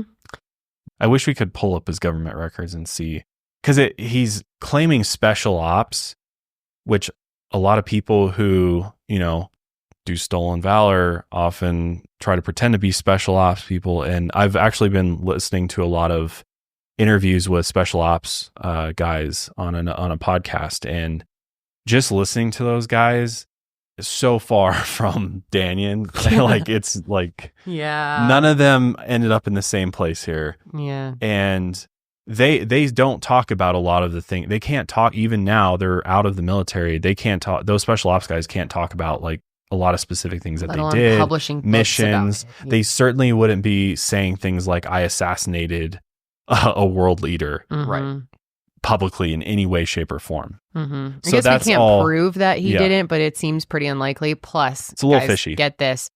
Special ops soldiers who were confirmed to be in the same locations, Laos and Cambodia, at the same time, say that they have never heard of him. So that's a big one as well. Could he have been working a desk job, possibly? Yeah. That's the implication, is that he was working a desk job for the Marines in the United States, which no joke. My grandpa did that during the Korean War. Good for him. My grandfather did in the Korean War. Yeah. No, well, your grandpa left the country he was in Korea. He was in Korea, but he wasn't doing a desk job, but he was peeling potatoes, as he always said. Well, yeah, he did. He said he worked in like the mess hall and like badass. peeled potatoes all day for people. He never saw combat, but anyone that serves, for sure. Definitely. Yeah, they're all important jobs. Desk job, no matter what job it is. But to make such big, bold claims, like not be able to. Basically it sounds like he's like, black ops, like CIA run group of special ops soldiers. And there's no pictures of him ever even, anything to back up all we that have he is left. like official, I was in the military. Yeah. That's not even it, guys, because the most significant scandal came in 2008 with the documentary called Reverend of Death, which followed Pastor George Exo, who assisted over 200 people with their suicides. The documentarian, British journalist John Ronson, learned that George had been using a documentary about NDEs to encourage people to commit suicide, and Dannion's story was featured heavily in the film. And it's very important to note that Dannion was unaware of George's activities and was appalled that his story was being used. So it kind of, changes some thoughts there. But John decided to interview Dannion about his NDE, but before then, he interviewed those who were present after the lightning struck him. So they interview a reporter who interviewed Dannion the day after he was struck by lightning. And the reporter states that Dannion was revived by Sandy within 5 minutes of being struck by lightning, which is more in line with what happens when you actually get struck by lightning. And that he was actually able to walk to the ambulance. What? Yeah. Yeah, yeah, that he was. And these were, according to Dannion's own words to this reporter. And then John Ronson also interviewed a doctor who was present at the time of his stay in the hospital. I think the doctor said that he went to the hospital the next day, who said that Dannion was never clinically dead and never went to the morgue. What's Dannion's response to this? So Dannion, so we can watch Dannion's like actual. Yeah, we have a video. We have that clip, but in the documentary, John Ronson approached it when he interviews Dannion. He's like, "Hey man, this is what people are saying." And he does give a decent response to at least the reporter's angle of it, where he says like, "I had just gone through a mystical experience that I didn't know how to explain, and I was kind of embarrassed. So I didn't want to tell the reporter the truth of what happened. And I had this reputation for being a tough guy, and I didn't want people to know that I was dead. So that's why he said that I was able to walk to the ambulance, you know." So, I didn't want people to think I was dead, so I walked. All right, Dannion. Okay, well let's see his response to this. Hello, everybody. My name is Dannion Brinkley. I'm the New York Times bestselling author of Saved by the Light, A Peace in the Light, and The Secrets of the Light. Books written about my near-death experience that happened on September the 17th at 7:05 p.m. 1975, the first of 3. It has been recently brought to my attention that a video called Dannion Brinkley Exposed took 2 people from my hometown and an English reporter doing a story about a guy called Dr. Death, who was a minister that came to a program of mine and decided he would become an expert in assisted suicide and euthanasia. Nothing to do with me. But in this, it says Dannion Brinkley Exposed. I need to respond to that. First, Carl Langley, a reporter who wrote an article about me in 1975, supposedly done the next day when he came to see me at the hospital. This never happened. Carl Langley never came to the hospital. He called on the phone and did an interview with Sandy, then the love of my life, and I supposedly think myself. I don't remember very much about that Wednesday evening in September 1975, that Thursday, that Friday. I remember parts of that Saturday. I have a pretty good memory of that Sunday. But remember, I was paralyzed for 6 days, partially paralyzed for 7 months. It took me 2 years to learn and walk and feed myself. And I had what was then a near-death experience. I had never heard of a near-death experience. I had no idea what it was. There was no literature or books written about it. Well, Carl Langley said that I was alive when I left the home to go to the hospital. I can't say whether that was true or not. I can say that the medical records say when I arrived at the emergency room, patient unconscious, patient not breathing, no EKG. I do not know what I said to Carl Langley, but I can promise you this. I was trying as hard as I could to give people the confidence that I was going to survive, because they said no one had taken that much lightning and survived, but I had, and I was struggling in pain. The second was Dr. Gilmore Eves, who said he came to the hospital to see me. No one saw Dr. Eves come to see me. I'm not saying he did or he did not. I don't remember. This was my mother's doctor. The last time I medically saw Dr. Eves, I was 10 or 11 years old. He has no medical records of him ever coming to see me or ever saying that he did. So when this English interviewer asked him, did I talk to him about angels or cities of light or crystal cities? I absolutely didn't talk to anybody about that because I had no idea what it was. I was trying to learn to see, trying to learn to walk, and trying to get up and dealing with pain as though I was burning in battery acid. I asked my brother, my father, Sandy, my mother, all the people who would have had any knowledge about Dr. Eves coming to see me. Not one person ever remembers seeing him. I can't say where he came or not. I can't say whether he was there or not. I can promise you I did not talk to him about anything. It took me weeks and sometimes a month to try to understand what had happened to me. That's why I write these books. That's why I become a hospice volunteer. That's why I've spent the last 34 years of my life studying this thing that we call death. I'm not trying to cause a problem with what these people say. And when this interviewer asked him if I told him about waking up in a morgue, that's ridiculous, everybody. I have never said that.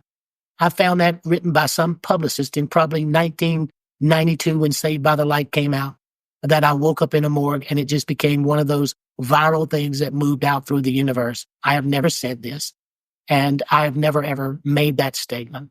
So when Gilmore Eves was asked that and he said no, and that I was either sitting up or I was comfortable in that place, that's not true.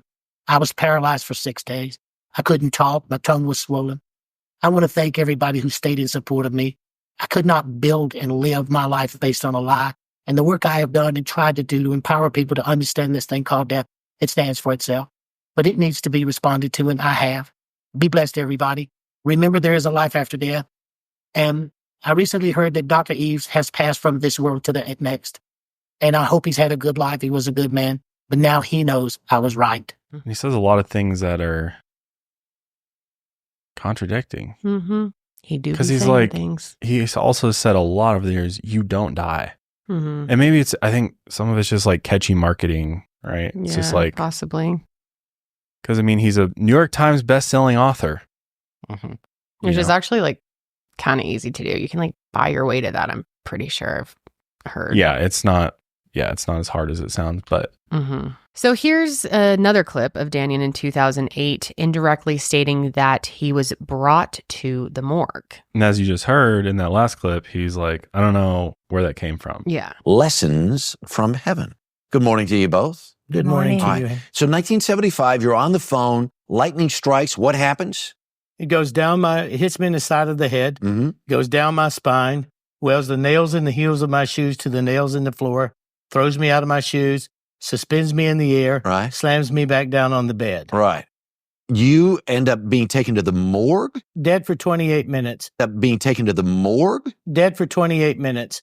On the, when they brought me to the hospital, patient unconscious, patient not breathing, no EKG. Okay. They worked on me and then they covered me and put me in a room and they were coming to take me to the morgue. Right. I wasn't there for that, but this is the story of what had happened.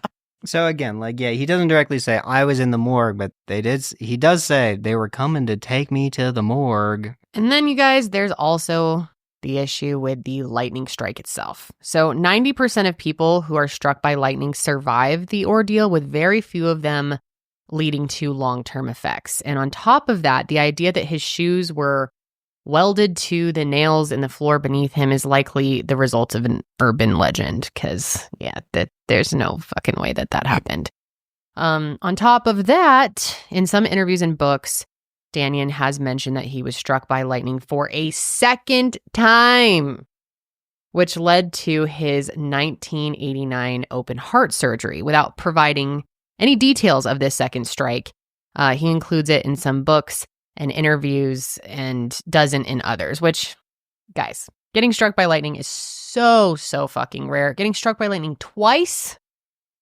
Come on. Do any of us believe this? I mean, I guess it could be possible. Okay, let's just give us some stats, Okay, Jen. So being struck by lightning, you have a 1 in 15,300 chance. Rare. Twice, 1 in 9 million. 1 in 9 So million. knowing that, do we believe that he was 1 in 9 million to be struck twice? And also, if you were struck by lightning a second time, wouldn't you give some details on that one? The first one had quite a bit of detail. A lot of detail. And, this is the frustrating part about researching this case is that he changes his story so fucking much that I'm like, what? What are we including here? But, because again, like I was saying to you guys before, he has multiple stories for what led to the first open heart surgery. Sometimes he says, I just had reduced blood flow, and the doctors just said I needed to do it. In another recounting of it, as I said to you guys before, he said he was defending a woman who was being abused by her husband when in the midst of that, he went into cardiac arrest. So it's either he's a hero or he got struck by lightning again, or the doctors just deemed it medically necessary. So which one do you believe? Come on. You got to get key elements of your story correct, especially when you've documented yourself already saying or writing these things down. It's just like, my brother, this is not looking good for you here. And then there's the number of NDEs that Dannion says he had. When Saved by the Light came out, he claimed to have had 2 NDEs. Then, in 1997, he has claimed to have another one during a brain surgery. Been through a lot.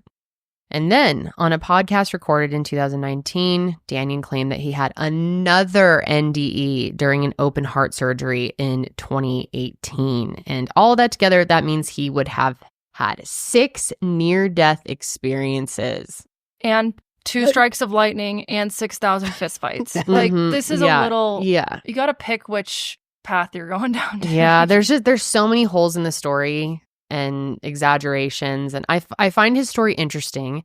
I am more open to believing that the first lightning strike happened, especially because there are other people that witnessed it. And I believe there's a picture too. Yeah, there's a photo. There's a photo. But also you'll notice in that photo, he said he was paralyzed for 6 days, partially paralyzed for 7 months. I could do the full speech but in the photo, you can see he's clearly like hugging someone. Yes, he's in a great deal of pain and there are visible burns on his body, but he's not, locked up, fully paralyzed like he claimed. Well, and another person said he was walking to the ambulance. Yeah, that too. So I don't know. Yeah, he's interesting. And like, maybe he's a creative person and he's got interesting stories, but at least he has helped a lot of people, Yeah. Dannion seems like a good guy. He hasn't used this. I mean, of course, he has made money on it, so people could call him a grifter, and maybe he is. But I'm glad that some good has come out of it, and he's given some people peace of mind at the end of their life. Yeah. And done some charitable work. So, nobody's perfect, right? It's not illegal to make up stories. No, lying is perfectly legal. Unless... Well, yeah. Yeah. Depending. But for the most part. This type of lying. Yeah. He also, in addition to the Twilight Brigade, in 2024, he founded the Brinkley Center, a nonprofit organization that seeks to create a welcoming environment using his training for veterans entering hospice care. So I'm glad he's doing, some good for the world and for people. Yeah. You can't fault him at that. And I think a lot of his core messaging is harmless, especially saying, life is about impacting others. And I used to be this bad person, but these experiences have taught me the true meaning is to impact other people's lives and to become kinder. And so, like, in that regard, the messaging isn't harmful, And yeah, I'm sure people have different opinions on him giving people his version of what happens. And is there something wrong about that personally? I don't believe so. But yeah, I wish we were getting like the full story here. Be more interested if I felt like he was a more honest person. But maybe also you get struck by lightning. Maybe it's just hard to like keep your facts straight. Yeah, I mean, maybe it does just totally scramble your shit. Maybe he like thinks these things actually happened or he's scrambled. Yeah. I don't know. I wish Dannion well. It was an interesting story, interesting episode to research for sure. Yeah, and he's still very active.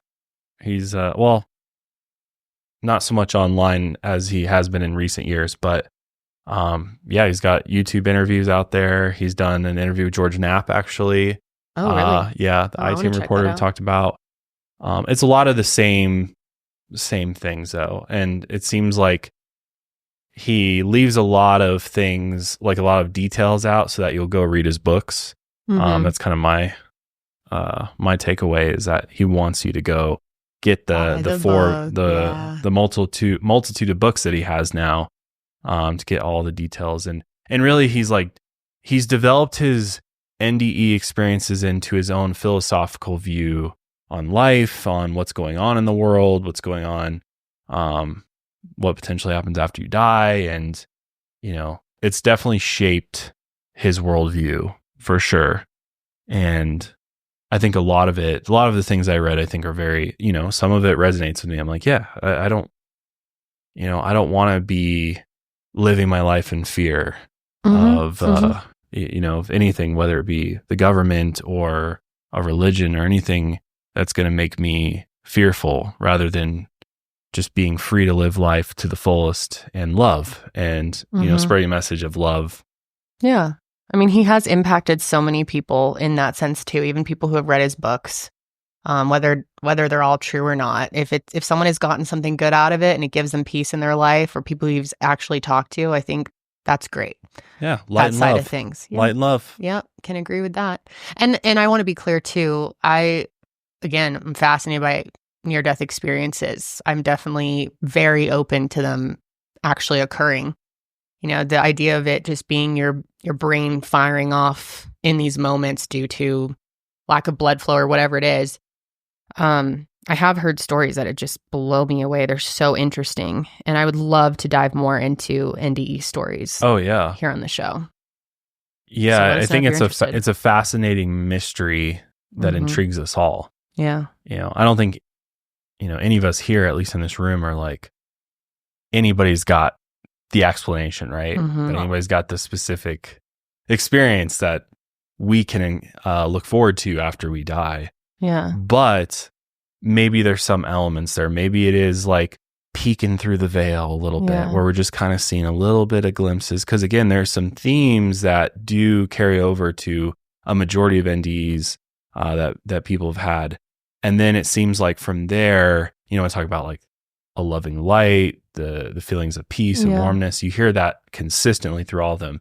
But then the subsequent things that happen often, in my opinion, seem to be based more off of that person's personal beliefs or prior knowledge that they had before this happened, because people would be like, I went to heaven and met Jesus. I spoke with an angel, and then other people would be like, by your own beliefs. Other people are like, I saw, these alien beings that spoke to me, and or it kind of varies depending on the person when it comes to specific details. But it's also really interesting too that so many people who work in hospice or work with, I guess just really hospice, have told stories of things that their patients are like relaying to them in their final moments or experiencing. And those stories they seem to align as well. And so it's interesting to think, is it really just your brain processing this, a physical explanation for it all? And even if it is, does that mean that it's not real? Because these things can be happening within our bodies and our brains. And that doesn't mean that the experience isn't also spiritual at the same time. As we don't know. Occurring, right? So you definitely can't discount it at all. But you can't fully believe it either. So it's interesting. We definitely want to hear from all of you. I'm sure you'll have a lot of thoughts. I cannot wait to hear from all of you guys and read the comments on this one, because I know it's going to be really interesting. And please, I hope you guys enjoyed this episode, because I would love to do more like this. I really enjoyed this one. Same. Let's do it. Great to be back with you guys. Another good episode to start the year. So thank you all. We'll be back next week. And until then, keep on taking your mind a mile higher.